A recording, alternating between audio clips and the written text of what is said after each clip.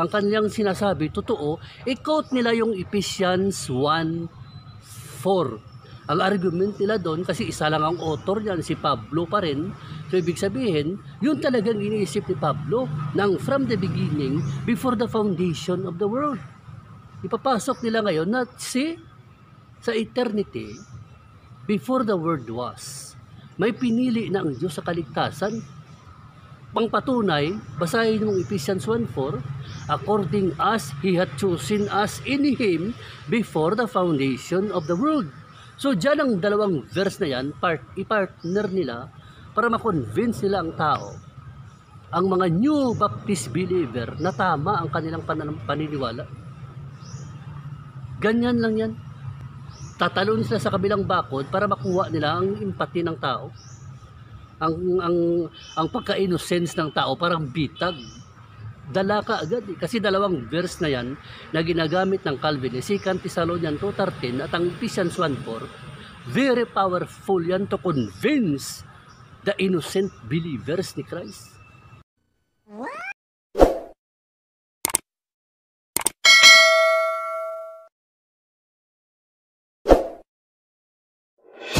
Ito isang pagsasalita ng katotohanan na may halong pag-ibig. Bring all the glory to God. Ito ang programa na kung saan mamumulat sana ang iyong mata sa isang katotohanan sa huling panahon. So kasi alam nyo naman, so hindi naman siguro bawal sa batas natin ang maglahad ka ng opinyon.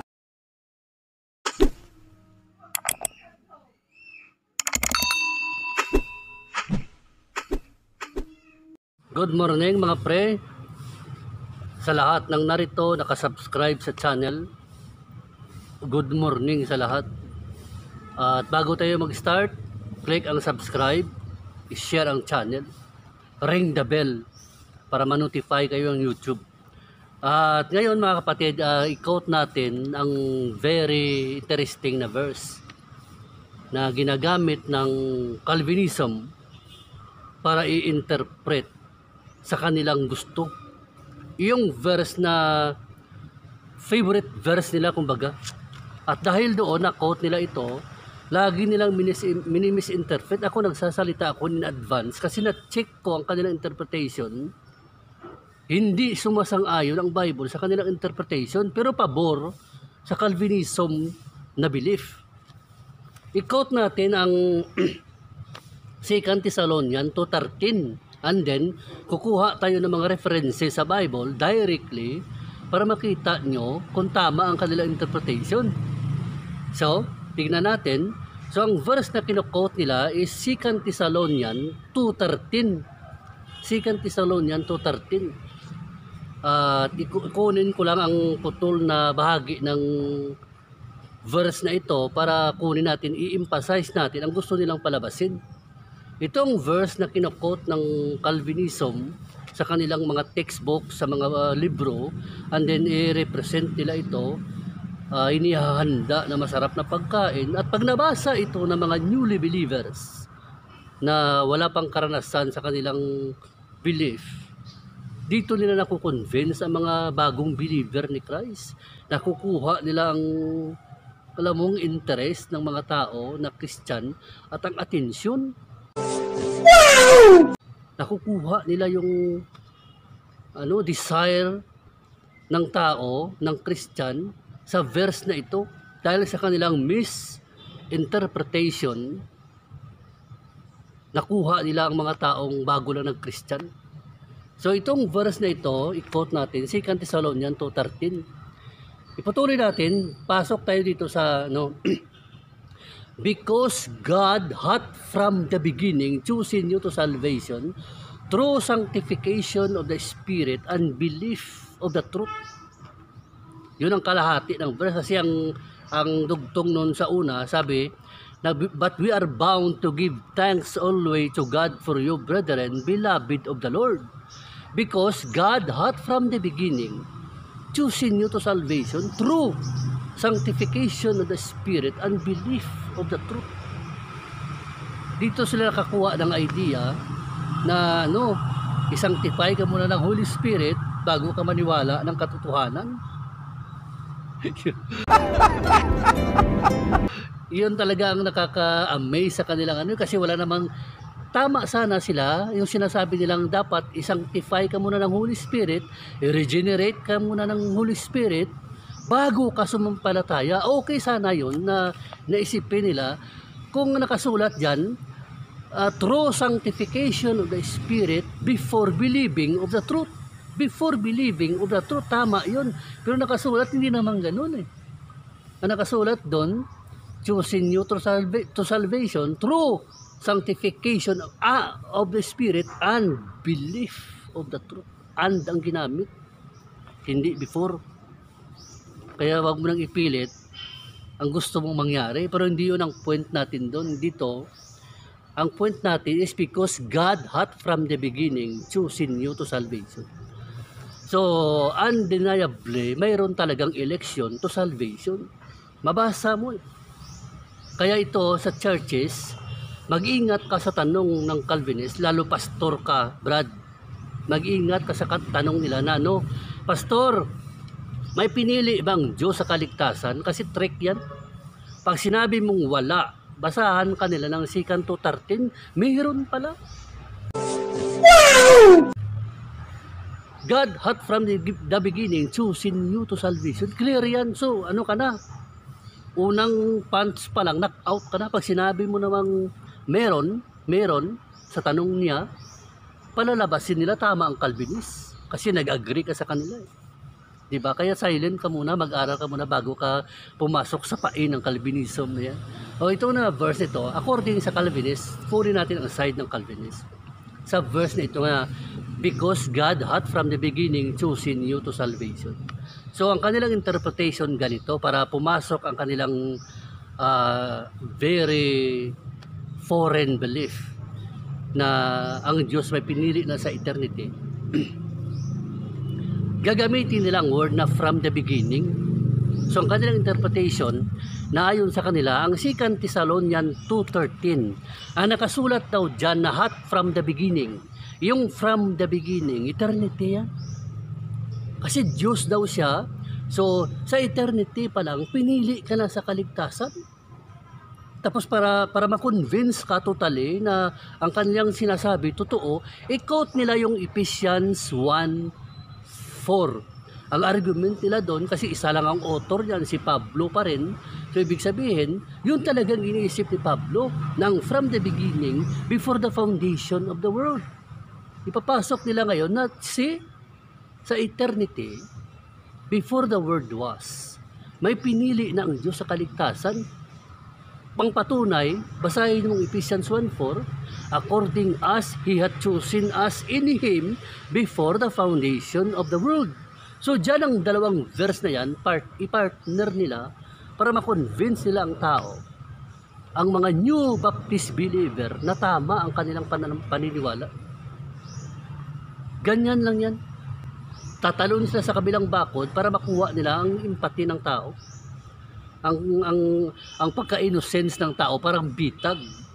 Dala ka agad eh. Kasi dalawang verse na yan na ginagamit ng Calvinist, 2 Thessalonians 2:13 at ang Ephesians 1:4, very powerful yan to convince the innocent believers ni Christ.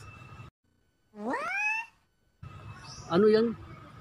Without realizing na nakasulat dyan ang word na from the beginning, i-convince ka nila na eternity yan, ayon sa Ephesians 1:4, since si Apostle Paul pa rin ang author niya. Nakikita niyo na ang kanilang yung Bible, kung paano nila pinag-partner ang dalawang verse para lang ma-convince ka sa kanilang interpretation. Anyway, iwan natin sila kasi check natin ito kung tama ang kanilang isipin. Yung word dyan na actually na from the beginning, kasi dyan nagsimula ang conflict. Dyan nagsimula ang isipin ng Calvinism na may pinili ang Diyos sa eternity. Kasi sabi dyan, because God had from the beginning chosen you to salvation. So makonclude ka nga sa eternity nga may pinili ang Diyos sa kaligtasan.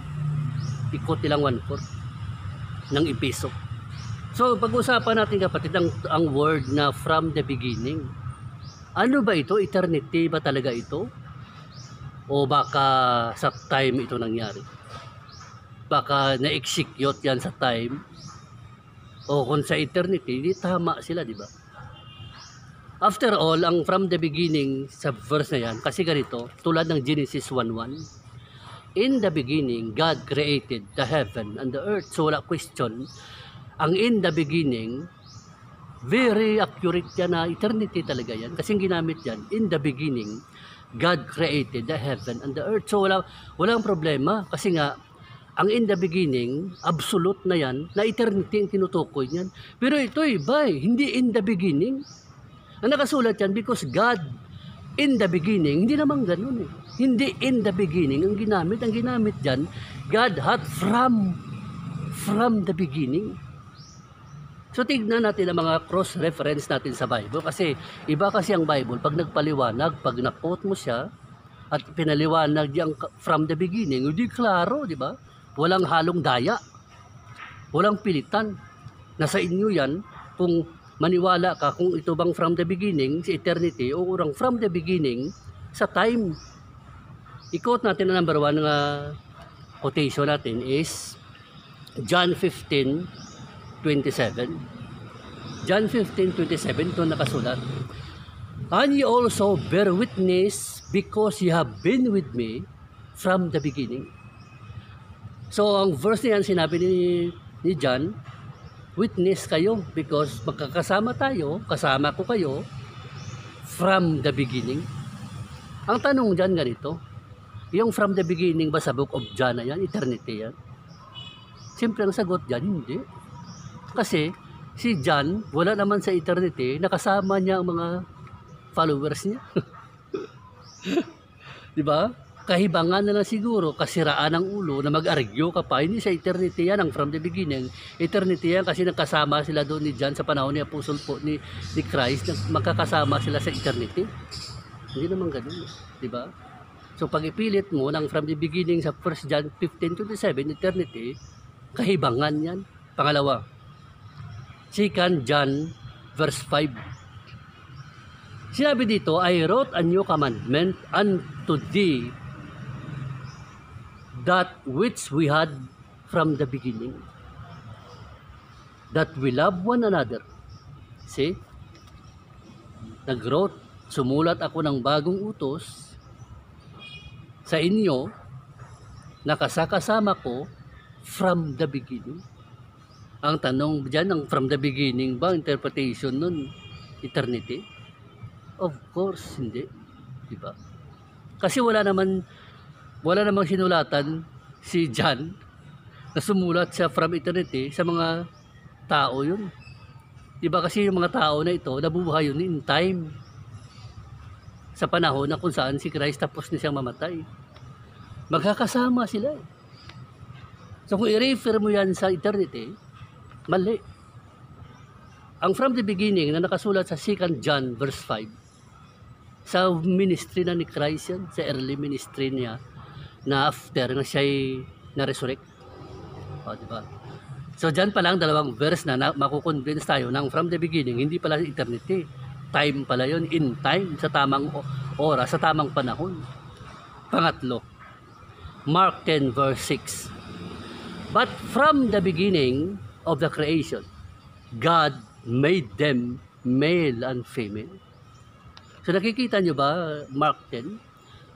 From the beginning of creation daw, nilikha ng Diyos ang lalaki at babae. So yung from the beginning, ang in time yan, hindi yan eternity. Kasi nga, nang lalangin ng Diyos ang babae at lalaki, may mundo na. Diba? May mga hayop na, tapos isang lumikha na magagandang bagay. So in time yan, hindi yan eternity. Sa Mark 10:7, ang from the beginning na nakasulat dyan, hindi yan eternity, in time yan. Kasi gusto kong ibigay sa inyo ang isipin na ang from the beginning never na-apply sa eternity. Ito pa, John 8 verse 25. Ito yung last, di ba? Last, at least meron tayong cross-reference na kinuha na walang halong daya kung anong pakaliwanag mo sa from the beginning. So ang sinasabi dito sa John 8:25, Putulin natin. Even the same that I said unto you from the beginning. See? Si Christ mismo ang nagsabi sa mga Hudyo sa panahon niya, tulad ng sinasabi ko sa inyo, from the beginning. So anong point ni Christ? May sinasabi ako sa inyo noon, hanggang ngayon sinasabi ko sa inyo, from the beginning, na sana paniwalaan nyo. Yung from the beginning yan, sinasabi ni Christ, nag-start yon sa in time na nag-start na siya mag-ministry. May sinasabi na si Christ sa kanila, hindi yun eternity. Kasi wala sila sa eternity, nasa Israel sila noon. Nakikipag-diskusyon, nakikipag-debate kay Lord. Kinukontra ni Lord, si Lord nagme-message. Wala sila sa eternity. Nasa time sila na kung saan nabubuhay sa mundo sa Israel noon. So from the beginning, kahibangan na lang siguro na i-insist mo pa na eternity yan ang kahulugan ng from the beginning. Kasi ganito, ang in the beginning at from the beginning, iba yan. Ang in the beginning, eternity yan. Ang from the beginning, in time. So, balikan natin ang 2 Thessalonians 2:13 na sinasabi dyan, because God hath from the beginning chosen you to salvation. So, ang ginamit dyan ni Pablo, from the beginning, na according sa mga cross-reference, in time yan. So, ang tanong ganito, may pinili ba ang Diyos sa kaligtasan? Yes, in time lang nga lang. Sa tamang oras, sa tamang panahon, hindi sa eternity. Kung sinabi dyan, because God hath from in the beginning chosen you to salvation. Pag ginamit siguro ni Pablo ang in the beginning, eternity na yun. Na pinili nga talaga si Lord sa eternity kasi nga ang ginamit niya dyan, God in the beginning chosen you to salvation. Di wala problema. Kasi clear naman, may pinili naman talagang Diyos sa kaligtasan. Kaya lang may true. Alam mo yung true? Sanctification of the Spirit and belief of the truth. May mararanasan kang pagminsahe dyan, may mararanasan kang work ng Holy Spirit, ang pagiging banal, may sanctification, may regeneration kang mararanasan bago ka mag-conclude na pinili ka sa kaligtasan. And then, ang pagpili ng Diyos sa kaligtasan, in time, kay Kristo ka. Kaya nga sabi ng Ephesians 1:4, we are chosen in Him. Kay Christ yan. Hindi yun kani-kanino pa. Kaya nga in Him. We are chosen in Christ. We are chosen in Him. Therefore, no one is chosen out of Christ. So, ang election to salvation, sa time yan, kung kay Kristo ka na, wala sa eternity. See? Hindi mo naman masisisi si Lord kasi may nagpuposisya ng knowledge para advance. Kasi may mga panahon talaga na kung minsan hindi mo maintindihan ng Bible kasi nga si Lord nagsasalita ng mga bagay kung minsan na tapos na. Kasi walang past sa Kanya eh. Walang future. Sa Lord, sa God as sovereign, eternal present lahat. Kaya hindi mo siya masisisi kung minsan na nagsasalita siya ng mga bagay-bagay na tapos na. Yun pala sa actuality ng tao, wala pa, hindi pa nangyayari. Wala pang nangyayari, pero sa kanya tapos na yun. Yan ang Diyos natin. Wow! At ang pinakamaganda ron, ayusin mo ang belief mo na ang 2 Thessalonians, huwag mong i-represent ang eternity. Nang from the beginning, sabihin mo eternity yan, tapos itong Ephesians 1:4 para masatisfied ang iyong hilig sa kagustuhan mo. Samantalang ang Bible, sobrang laki ng pasalamat natin kasi ang Bible very clear na from the beginning pala, hindi pala eternity, in time. So maraming salamat sa kapatid natin, lahat-lahat sa inyo. To God be the glory alone. God bless.